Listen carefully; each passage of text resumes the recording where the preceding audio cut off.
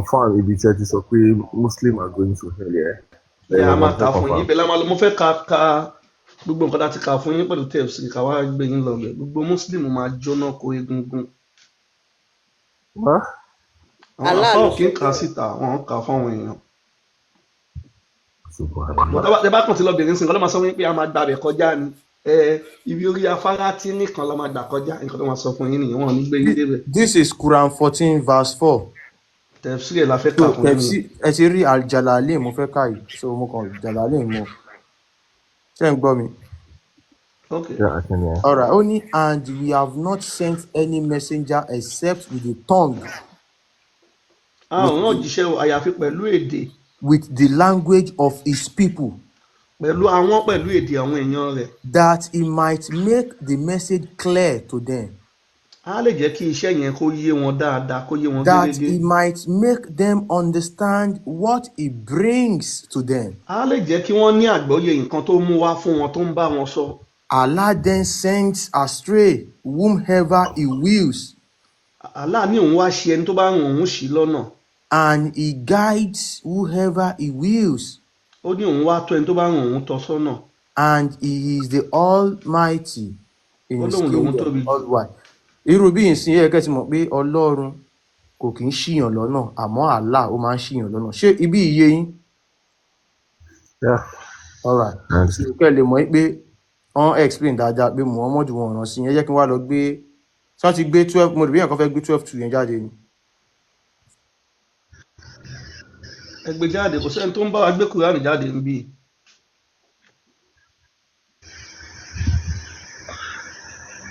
Indeed. Bàbá ní Muslim tó fẹ́ wá sọ́pọ́tì bọ́dà wa ẹ lè sọ àìkẹ́ wá sókè. Ṣẹ́gẹ́tì kò ní dàbí pé bí àwọn mú wọn sáàrin. Tí Muslim bá wà níbi tẹ́ bá fẹ́ sọ́pọ́tì wọn ẹ sọ àìkẹ́ wá sókè.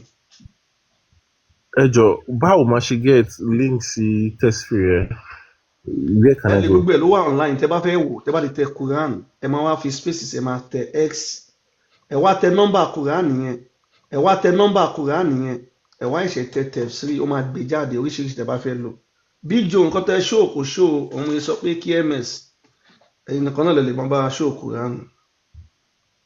Ṣé ẹ gbé mi sí big screen? All right. This is Quran 12:2 tá a kà lẹ́ẹ̀kan yẹn tó sọ̀rọ̀ nípa Quran yẹn. Ó ní Muslim ní kó wá sókè tí bọ́dà yìí kò ní dàbí pé bóyá bọ́dà yìí nìkan ṣe get. Ó ní ẹgbẹ́ òsókè ms. We have sent down Gabriel with the Quran.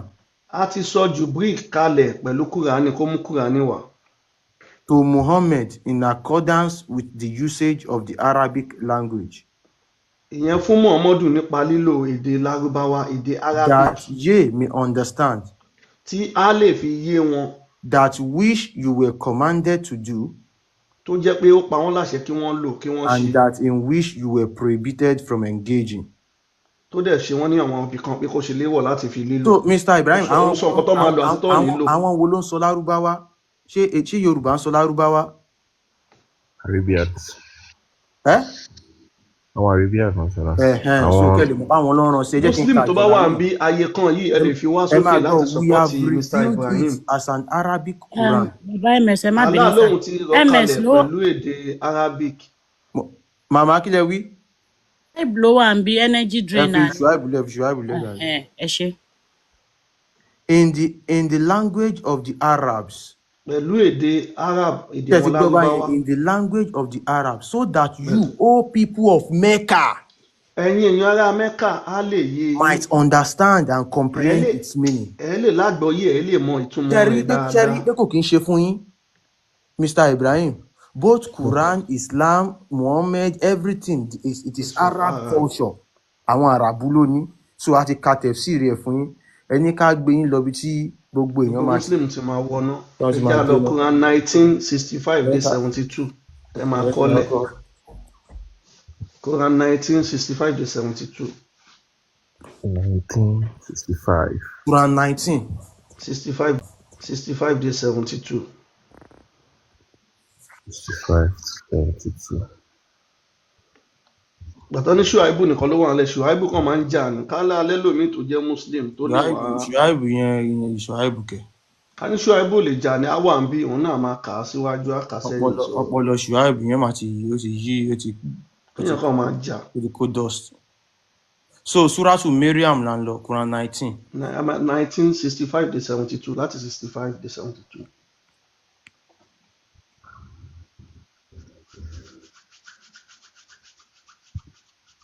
So ẹ máa kọ́lẹ̀ fún ara yín o. Òyìn tí mo pé Ṣuaibu oníjàgídíjàgan ni tó fi Ṣuaibu. Tá a bá ti lọ àwọn obìnrin máa mú ẹ̀pọ̀n ìdání. Ẹ máa wo ó ní he is the Lord of the heavens and the earth. Allah lòun ni ayé àti ọ̀run. And everything in between. Àti gbogbo nǹkan tó wà nínú rẹ̀. So worship him alone. Allah ní kẹ́ sìn òun nìkan. And be steadfast in his worship. Kẹ́ẹ̀dẹ̀ dúró ṣinṣin nínú sísìn tẹ́ ń sìn òun. Do you know of anyone equal to him in his attributes? Ó ní ṣé ẹ mọ ẹni tó bá òun dọ́gba àbí tó lè ṣe tó bá òun ṣe déédéé nínú gbogbo nǹkan ṣíṣe. Yet some people ask mockingly. Síbẹ̀ wọn kan béèrè ní béèrè yẹ̀yẹ́. After I die, will I really be raised to life again? Ṣé táwọn bá kú ṣé àwọn máa jí padà sáyé? Do such people not remember that we created them before when they were nothing?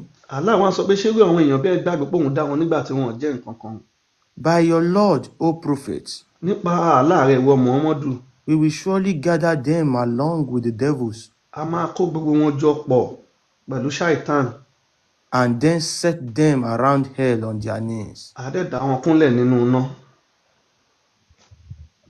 Then we will certainly begin by dragging out of every group Àwa bẹ̀rẹ̀ sí ni máa wọ́ gbogbo wọn jáde ní irú the kankan. ones most defiant to the most compassionate. Ṣẹ́gbẹ́ ibẹ̀ yẹn látòrí ẹni tó gbọ́ràn àtàwọn tí ò gbọ́ràn. àwọn wo ló fẹ́ dákúnlẹ̀ nínú? Gbogbo èèyàn ní ó ná àwọn tó gbọ́ràn bí ìṣìṣẹ́ àwọn muslim àtàwọn tí ò kì í ṣe muslim òun á wọ́ wọn sínú iná. Ẹ jẹ́ ká yí máa lọ ọmọdé tó ti máa yé yín. Ẹ máa yé yín jẹ́ àyè máa lọ. Ṣó máa bí kí n padà sẹ́yìn díẹ̀? Ẹ ká bẹ̀yẹn tí bẹ̀yẹn ò bá yé wọn ẹ tún kà. Ẹ kí n 68 ẹ̀ ọdún fẹ́ kàn fún àwọn èèyàn tó máa kúnlẹ̀ sí. By your Lord, nípa Allah rẹ̀, we will surely gather them a máa kó gbogbo wọn jọ along with the devils pẹ̀lú ṣàìtàn and then set them around hell on their knees. Àwa dá wọn kúnlẹ̀ nínú iná. Ẹ máa yé yín tá a bá dé 71 that dancing. Then we will certainly begin by dragging out of every group the ones most defiant to the most compassionate. Nígbà náà àwa bẹ̀rẹ̀ sí ní wọ́ gbogbo wọn jáde àwọn tó gbọ́ràn àtàwọn tó gbọ́ràn. And we truly know best who is most deserving of burning in it. Ṣé bẹ̀rẹ̀ ti yé yín? Ó ní àwọn làwọn wá mọ̀ dájú àwọn tó máa jóná nínú iná yẹn. There is none of you who will not pass over it. Tí ò ní gbanú iná kọjá. This is a decree your Lord must fulfill. Eléyìí ni ìlérí tí Allah ti ṣe tó dẹ̀ máa mú wá sí ìmúṣẹ. Irú bí yóò bá yé yín sìn ẹ lè check tefsir eléyìí 1970. Anyone tí ó bá yé yín ẹ bá check tefsir. Ẹ kàn tẹ Quran 1971 ẹ wá tẹ tefsir. Ẹ bẹ́ẹ̀ ṣe máa ṣe rè é kí n fi wọn. Ẹ ṣú MS Quran X ẹ wá tẹ 1971 ẹ wá tẹ tefsir. Any other person tó bá fẹ́ ó máa gbé jáde fún yín lọ́wọ́. Tó bá fẹ́ wo Quran tẹ́ bá ti wá síbí ẹ kàn tẹ Quran X. Ẹ máa fún ní space yìí o tẹ́ bá ti tẹ Quran ẹ fún space X. Ẹ wo Quran mo fi space sí ibi tẹ́ bá ń lọ Quran 19 71 ẹ wo ẹ pé mo ti tẹ Quran 19 verse 71 ẹ fi space sí ẹ wá tẹ Quran ẹ máa wo Quran kọ́ again na tefsir lókù tefsir MS Quran X bí mi ṣe máa ń ṣe okay. Ẹ ti wo ẹ ti rí Quran 19 verse 71 to 70 Quran 19 verse 71 Quran X òun ló máa gbé tẹ̀sí ìrẹ̀wà ẹgbẹ́ ìfẹ́ gò òun ni commentaries yìí so òun ni commentaries yìí ẹ máa click commentaries yẹn so ó ti gbé verse yẹn wá so òun ẹ kí n ka eléyìí nsìn ó ní eléyìí nsìn ó ní there is not one of you but shall approach it. Kò sí ẹnikẹ́ni nínú yín o àfi kó débẹ̀ confam ó máa débẹ̀. There is not a single one of you. Kò sí ẹnikẹ́ni kankan ní ibi ayọ̀kánlẹ̀ tí ò ní ṣe kí ni. Expression of prophet and messenger. A débẹ̀ kò báyọ̀ ó tún débi òjíṣẹ́ ni. Tó tẹ́ bá wo Jalalain náà ó ní there is not one of you but shall come to it. Kò sẹ́ni kankan ní pé ẹ máa débẹ̀ ṣáá ni. That is but shall enter hell. Ṣé ti rí? ó máa wọ bẹ̀ wọlé kanlẹ̀. So ẹ jẹ́ ká wá ka Sahih Ṣé nìyẹn wà ń bẹ? Buhari. Ṣé nìyẹn rí dáadáa ṣá? Ẹ̀wọ̀n wà ń bẹ dàpọ̀ ní kọ́ ni. Ẹ jẹ́ ká ka Sahih Buhari volume 1 book 12 number 770. Ẹni ẹjẹ́ máa kà á lọ, wọ́n lè ní kọ́ ọ̀rọ̀, ẹ ká kà á lọ, àwọn tó ń gbọ́ wà lọ, wọ́n lè. Kó má dà nípa ẹni yẹn ti kúrò ń bẹ o.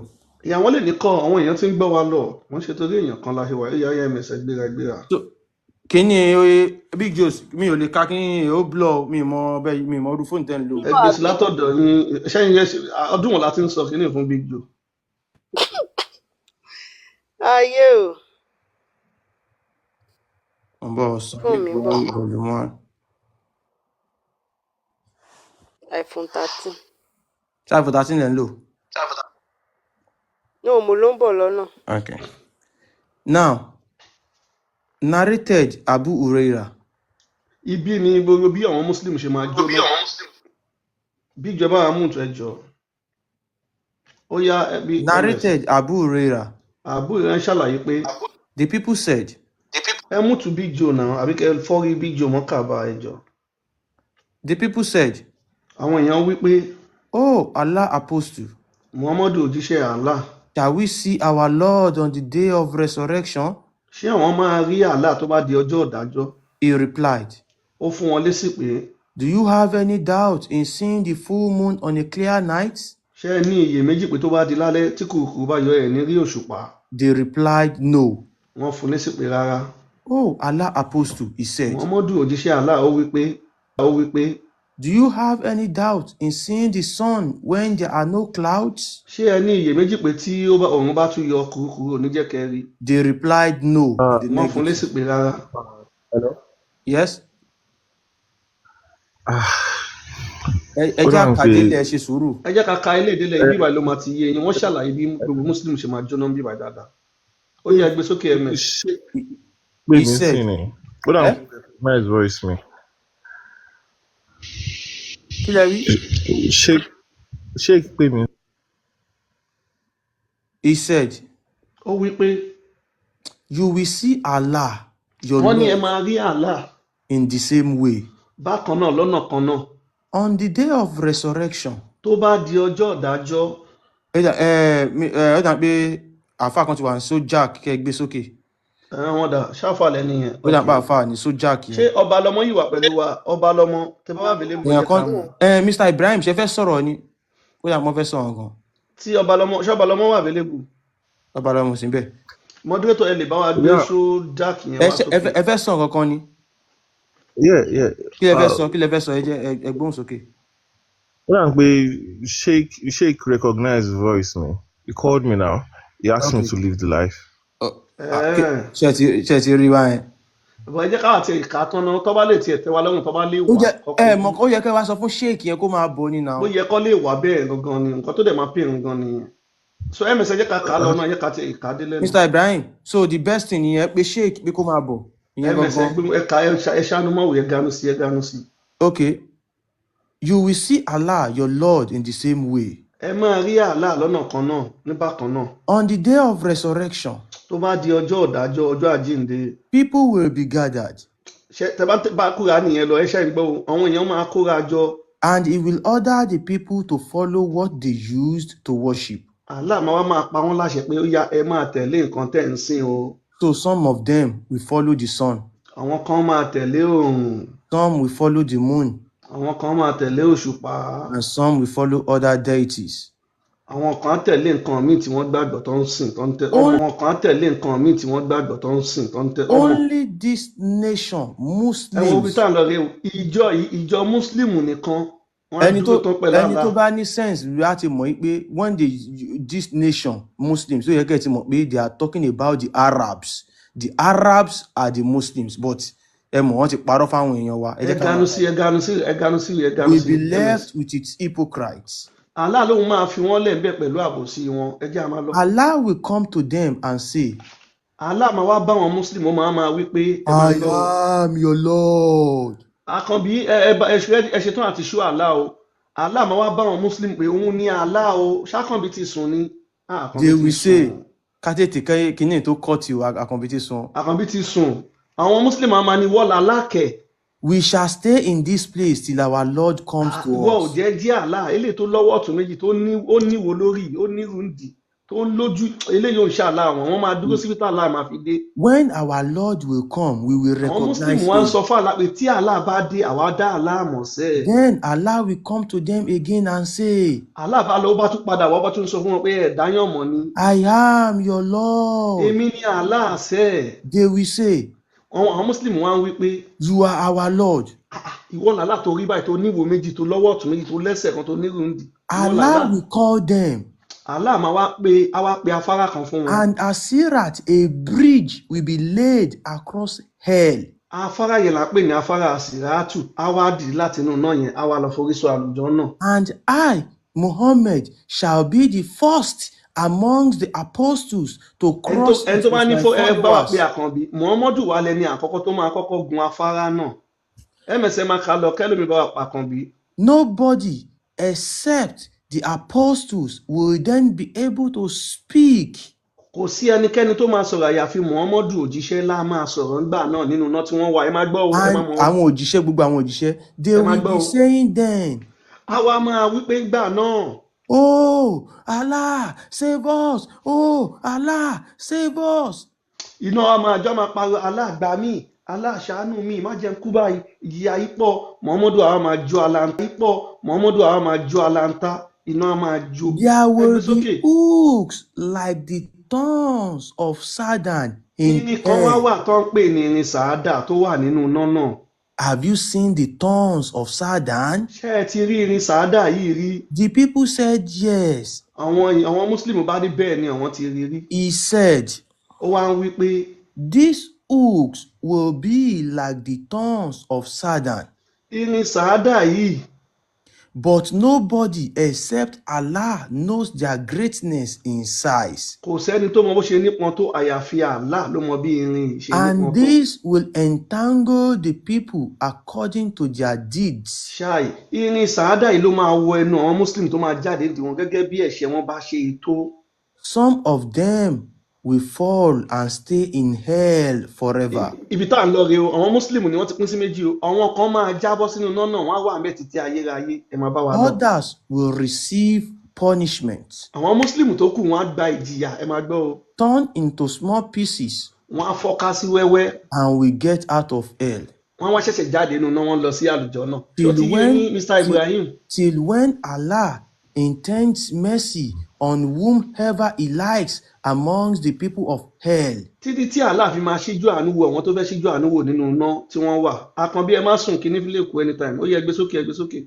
He will order the angels Allah máa pa àṣẹ fáwọn màláíkà to take out of hell kọ́ máa mú wọn jáde láti inú iná ibẹ̀ yẹn máa gbọ́ ẹ máa bá wa lọ o ẹ máa wò ó. those who worshipped none àwọn tí wọn sì But kan míì mọ́ Allah him tó jẹ́ pé Allah alone. nìkan ni wọ́n ń sìn. He will order the angels Allah máa pàṣẹ fún màláíkà to take out of hell kó máa mú wọn jáde láti inú iná. àwọn wo those ló ń sọ? who worship none but Allah àwọn alone. tí wọn sìn kan míì tó jẹ́ pé Allah nìkan ni wọ́n ń sìn. àwọn wo The- nìyẹn ṣé kò ń ṣe the- àwọn muslim? Àwọn Ó yá, Muslim. ẹgbẹ́ sókè The ẹgbẹ́ sókè. angels will take them out àwọn màláíkà máa mú wọn jáde láti inú iná náà by recognizing them from the traces of prostration. pẹ̀lú àmì ìdánimọ̀ wájú orí wọn àmì dúdú tí wọ́n fi ń forí balẹ̀ fún Allah. For Allah has forbidden the hellfire to eat away those traces. ó já mi lára jẹ Allah lóhun ti ṣe iná ní èèwọ̀ pé kò gbọdọ̀ jóbi dúdú wájú orí àwọn muslim. So they will come out of the fire. àwọn muslim á wá jáde kúrò nínú iná. It will eat away from the whole of human body except ó já mi the lára jẹ marks of the prostrations. ó já mi lára jẹ iná máa ti jó gbogbo àwọn muslim gbogbo ẹran ara wọn wọn á ti kó eegun àyàfi àmì dúdú wájú orí wọn At nìkan ni ò that ní jó. time, tó bá di àkókò náà they will come out of the fire àwọn muslim á jáde kúrò nínú iná. as mere skeletons. ó já mi lára jẹ pẹ̀lú báńsá egungun ẹran tó bá ní ìbéèrè ẹ lè sọ muslim tó bá wà níbí ẹ wọlé kẹ́ wá ka nǹkan yẹn àbí kẹ́ wá sọ sí. nǹkan tí mo tiẹ̀ fẹ́ kẹ́ni ṣe bí ṣèyíkì wọ́n ṣe pè wọ́n yẹn ṣèyíkì yẹn gangan ló yẹ kó wá kò yẹ kí ṣèyíkì sọ fún yín pé kẹ́ no kúrò. ẹ jẹ́ kó sọ̀rọ̀ ms Mr. ṣèyíkì Ibrahim náà lè ti wà níbí pẹ̀lú àkáǹtì mi.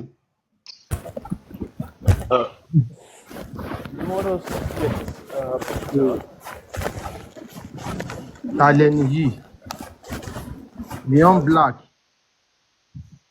ẹ bá ti wọlé So, ẹ máa mute. who recognize voice me?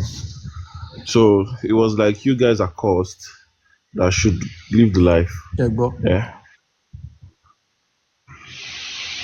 That if I don't want to be cursed like you guys. But you're gonna call the issue. Now, in Koti Ekaton saying, and so for me, as a Muslim, I would go to hell first. 100%.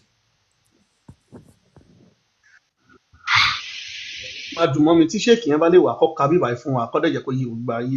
ṣéèkì yẹn ò ní Kùránì wá sọ náà. àdìsí náà dẹ̀ sọ muslim máa kọ́kọ́ jóná wọn á tọ́nà wò Allah ló fẹ́ kọ́ mọ ìjìyà aná wọn á kọ́kọ́ tọ́nà wò tó lọ gba 72 bẹ́ẹ̀jì ẹ rí pé kìnìún yẹn rí bákan. ẹ jẹ́ kálẹ̀ èèyàn tó ṣe dáadáa àtẹni tí ò ṣe dáadáa wá ní kọ́kọ́ gba ọ̀nà kan náà délé wá ní kọ́kọ́ gba ọ̀nà kan náà délé. ẹ̀wọ̀n lion black ṣé ẹ̀wọ̀n a ní muslim la ní kó wọlé ẹni sùúrù náà muslim la ní kó wọlé bí àwọn lè fẹ́ sọ̀rọ̀ nípa bọ́dà wa yìí ṣé muslim ní lion black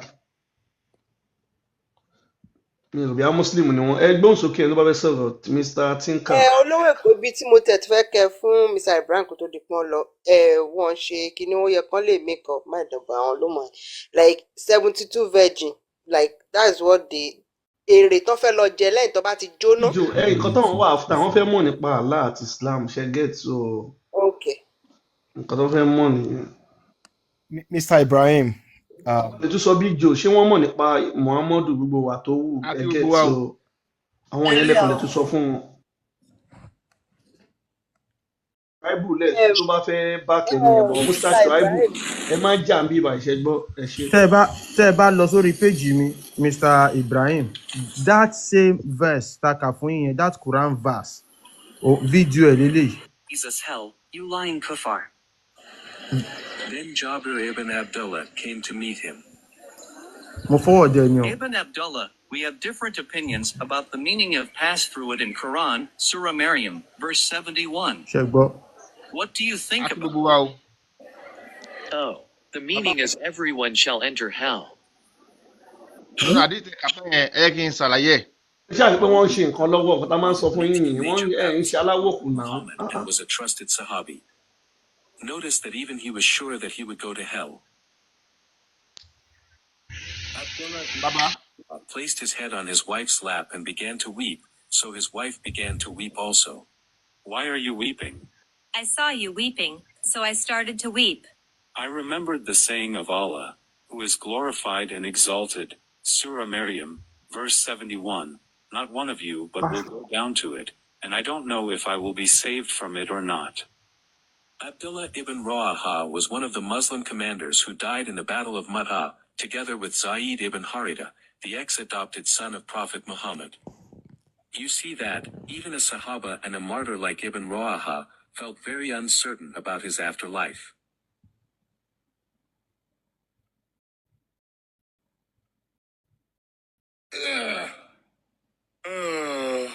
Narrated by Ibn Ishaq, who said, whenever Abu Maysara would lie down on his bed, he would say, So, ó dà pé àwọn èèyàn ní èèyàn kan ní. ẹ má ka kọ́mẹ́ǹtì ó ti sọ ọbẹ̀ yẹn ó ti ní ó lóun bí òun máa save. So the most important thing that affect everyone ni pé everybody ni ó máa ṣe kíni o ló máa wọ inú náà yẹn ǹjẹ́ máa wá jáde ǹjẹ́ mọ̀ pé Muhammadu fún ara ẹ̀ ó tún wá sọnù Quran pé òun gan ò mọ nǹkan tó máa ṣẹlẹ̀ sóhun ẹgbẹ́yàn gidi wọlé ẹ̀ tẹ̀lé òun àtàwọn tó ń tẹ̀lé òun mi ò mọ̀ bí wọ́n mọ̀. Then one other thing kò ní 100%. Mr. Ibrahim táwọn àáfàá bá ń ka anything fún yín ṣe ń gbọ́ tó bá ń ka anything fún yín you have the right láti bi wọ́n pé verse wo ló ń kà kí ni nǹkan tó ń kà fún yín ẹ wá lọ check ẹ̀ Mr. Ibrahim ìtàn lásán ni o kò kí ń ṣe prayer o. Bàbá wa ẹ ṣe àdúpẹ́ ẹ má At ì least tí the ẹ má ì correct tí man. ẹ má ì Ta tí ló ta ló ń push gbẹ́ni mic ìwọlé wọlé gan? That's okay now. ta ló Big ẹ J. má ẹ hàn pé Why, pé ìwà Joe? yẹn sì àgbẹ̀yìn ní ọ̀rọ̀ ẹ̀ ṣe get ẹ nílà ẹ gbé èèyàn gidi Mr. Ibrahim yìí mo expect sheik yẹn kò yẹ kí ó sọ wípé we are caused you can just imagine because wọ́n mọ̀ pé tẹ́ ẹ mọ iye àfáà tó ti wá síbí Mr. Ibrahim a ò tiẹ̀ lè kà á ò lè káyé wọn a lot of them wọ́n máa ń sọ pé tẹ́ ẹ bá ti rí live wọn ẹ má lọ ẹ block wọn ni o because wọ́n mọ̀ pé tán bá débí yìí a máa cast wọn because ẹ lè débí yìí kẹ́ parọ́ a máa mú reference wá fún yín both in the Quran and in the Hadith. So, Ejo, mo fẹ́ béèrè, you were like, in the Quran, kò sí prayer or because Kò sí they now. used to send, they used to send Amen, Baba. me, Ẹ bá wa ka kúlú àlá fún wọn. Àbí náà dé náà. On fait ça encore. They used to send you what? they say they will pray in soap for me, they will read some Quran, I'll send money. The last one I did was around 1.8, they sent it to UK. They paid and everything. 1.8 million. Irú soap wo Ẹjọ́ ló ń ẹ bá ṣe wa ka Kùránì fún brọ́dà wa ẹjọ́. Ẹ sọ Kùránì kalẹ̀ ẹjọ́. Baba, I can tell They said you there's a Quran facts. verse that they will read into the 911. 911. 911 ti sùn. Kò sí soap kankan. ẹjọ́ ẹ fi wọ́n lẹ́nà o. Iṣẹ́ ìbílẹ̀ ni number 1 bẹ́ẹ̀ ṣe kọ́kọ́ gbọ́ soap. Iṣẹ́ ìbílẹ̀ ni ìyẹn ẹ̀dì yẹn mú. Number 2 pé wọ́n fẹ́ ka Quran kan sí irọ́ ni. Ẹ yẹ ká ka mi mọ Quran tẹ̀tẹ̀ fẹ́ ká kà. Ṣé ká kàn ka Yasin fún yín díẹ̀ ká kàn ka díẹ̀ fún yín nínú Yasin. Àwọn ṣùgbọ́n ẹni Quran tó bá mọ̀. Ẹ gbọ́ verse wo lẹ fẹ́ ká kà fún yín ká kàn ka díẹ̀ fún yín. ẹ kàn mọ eléyìí Allah kò kí ń ṣe Ọlọ́run so. Then Allah kì í ṣe Ọlọ́run o. Mi mọ̀ bí ẹmọ kan tó sọ nípa ẹni tí ó bá ń ṣe Muslim tó bá jẹ́ ìyá yín bàbá yín tó ní kẹ́ má bá ṣe we have a lot bó ṣe ní kẹ́ má bá Christian ṣe fati àtẹ máa ń kà wọ́n ṣe pé fún Christian ń bẹ̀ so gbogbo most Quran kò sí nǹkan tó ń jádùúrà Quran 9:23 ó ní tí ìyá yín bàbá yín bọ̀dá yín tí wọ́n bá ń ṣe Islam ẹ má bá wọn ṣe 3:28 ó ní kẹ́ má bá ẹni tí ó ń ṣe Muslim ṣọ̀rẹ́ we have a lot so tí wọ́n bá mọ̀ páyé Muhammad ẹ lè sọ tẹ́ bá dẹ̀ mọ̀ a lè sọ fún gbogbo wọn tó wà níbí ló lè sọ fún yín so ìtẹ́ bá fẹ́. 1.8 bàbá àwọn àbáyà bájọ táwọn olórí bí yòjò ọ̀hún lè bẹ́ẹ̀ fi ní ilẹ̀. Mr. Ibrahim. Think hold on. Àkànbí kílẹ̀ rí. Mr. Ibrahim. So, ẹ ń sọ fún mi sí pé kò kí ń ṣe prayer tó ń pray fún mi, òní life mi fi ń dá. Ẹ máa wo Mr. Ibrahim. Hard work yìí ni. Hard work ni ìgbìyànjú yìí ni. If you don't apply for visa, will you get a visa? Oṣù mi o. Ngozi ṣé Muslim lẹ́nu yìí ni Àpáti. Ẹ̀yọ́ kó máa pọ́n report o. A ní Muslim ní kó wá sókè so ẹlòmíì lè wà pẹ̀lú àwọn ọ̀nà ìpè láti wá máa. Mr. Ibrahim ẹ dá mi lóhùn. If you don't apply for a visa, will you get a visa? Yeah. If ẹ bá lọ school, if you don't read, if you don't prepare for an exam, will you pass? No. It is, effort ni ìgbìyànjú ló ń gbà. You have to put in effort. Any other thing, or every other thing, bóyá whatever prayer, bí nǹkan kan, you can do that yourself. Orí mi o, sì mi lọ bí tí mò ń lọ yìí o, jẹ́ kó bọ́ sí o. That's all. Mr. Ibrahim, tẹ bá ní Quran tẹ fẹ́ kà ẹ sọ̀rọ̀ ṣẹ́gbọ́n. Ẹ jọ Quran wo lẹ fẹ́ kí a kà fún yín kẹrin? Ó láwọn but they call me, they pray in verses and everything. So okay. Gbogbo sọ̀rọ̀ very quickly. Okay. Ṣé fẹ́ sáré bọ́lẹ̀ yẹn ká sáré ka. No, Mr. fẹ́ sáré bá Mr. Ibrahim sọ gangan ni. Mo rí pé wọ́n panic gan. Mr. Ibrahim ẹ kalẹ̀. Mr. Ibrahim ẹ kalẹ̀ ṣe wà. A lè jí Mr. Ibrahim lẹ́kọ̀ọ́. Ẹ má panic. Mo kàn fẹ́ fún yín sample kan tó ṣẹlẹ̀ fún lánàá ni. I am a Muslim as well. Popsi me was 4 years. They were shy lánàá. So Popsi me wá invite àwọn àfáà pé kán wá ṣe prayer. Me disturb wọn, mo jẹ́ kán ṣe gbogbo prayer wọn tán.